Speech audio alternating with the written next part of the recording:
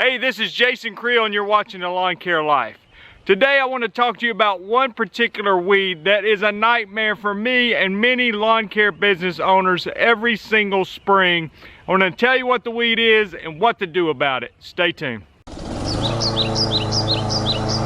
Well, it's springtime and that's a good thing. Here in the South, our warm season grasses are going through transition, turning green. Some are greener than others.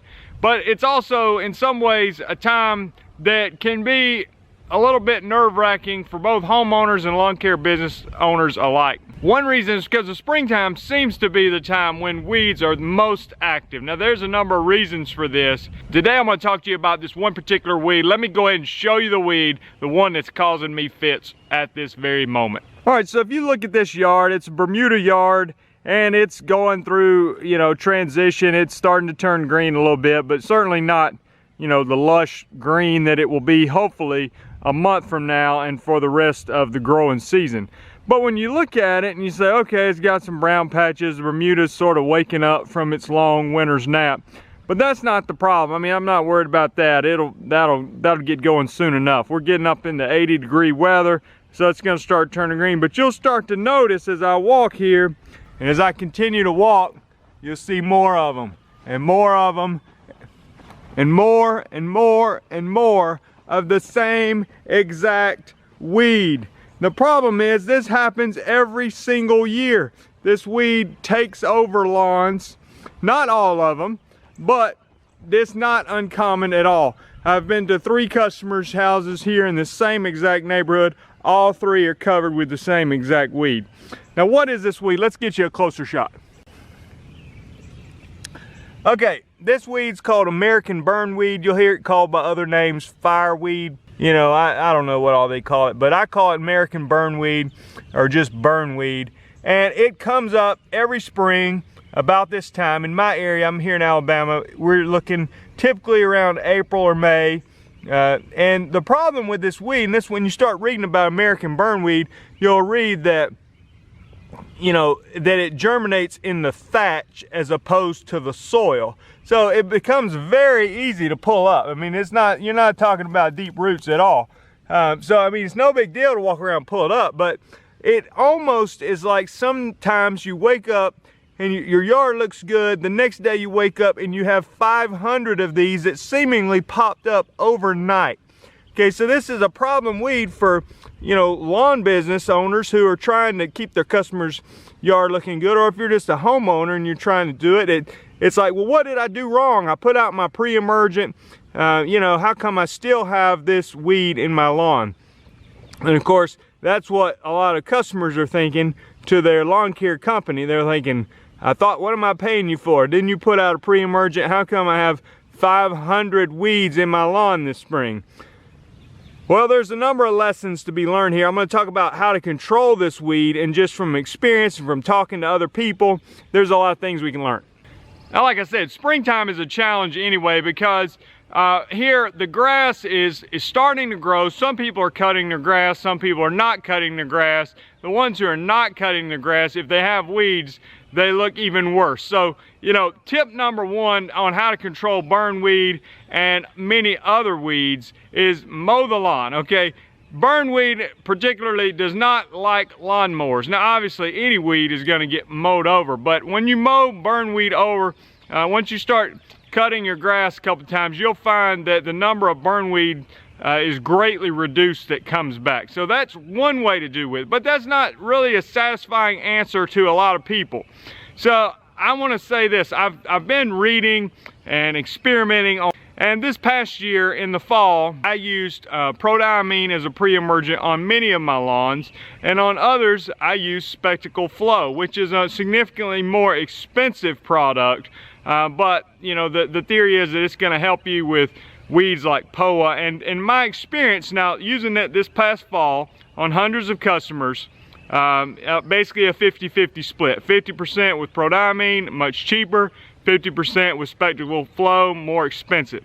And what I'm seeing the following spring, which is when you're really going to notice the effectiveness, is that yes, Spectacle Flow obviously did a much better job. It did a much better job on Poa annua, and just in general, those lawns that I sprayed Spectacle on, and just to clarify, I'm only using on Bermuda and Zoysia lawns. I'm not using on my Centipede and St. Augustine lawns. But the yards that I did use it on are looking significantly better this spring. And people, like I said, when you talk about burnweed in particular, people say burnweed, you know, germinates in the thatch, so pre-emergent doesn't work on it. I heard somebody say that the other day, and they were saying, I don't understand how Spectacle would be any different on burnweed. Well, listen, I don't understand it from a scientific standpoint how it works, but what I know is the yards that I'm getting callbacks on from my customers are the yards that I use prodiamine on, and the yards that I use Spectacle Flow on, I'm not getting callbacks on, and the callbacks I'm getting are for burnweed. So, just in my observation this year, okay, and I didn't spray like 1 yard half with prodiamine and the other half with Spectacle Flow to get a side-by-side comparison, but I did spray hundreds of yards, and I am noticing a significant difference in many weeds in the Poa, but also in the burnweed from the ones that I use Spectacle Flow on. Now, does that mean everybody needs to start using Spectacle Flow? If you're a homeowner, just to let you know, it's $1,600 per gallon, okay? So you might want to think about it. Now that obviously is, you know, you're not going to use a whole gallon in your yard. It goes a long way, but it's an expensive product, significantly more expensive than prodiamine. So, you know, you got to weigh this out as a homeowner for sure, but even as a business owner, does that make sense for me? And you know what I've wondered is some of the other companies in my area that I don't think use Spectacle Flow, I'm thinking, well, how do they keep the burnweed out? You know, and they get, you know, a lot of yards have burnweed, but I'm saying, I see a lot of yards that don't have it. I'm thinking, well, what are they doing to keep it out? Well, I think there's a couple other strategies you can use to control burnweed, even if you don't use Spectacle Flow. One strategy is, when you're doing, let's say here, we put out a pre and post-emergent application, the first round maybe in January or February, and then come back March and April and do another pre and post-emergent application, or at least that's how I do it.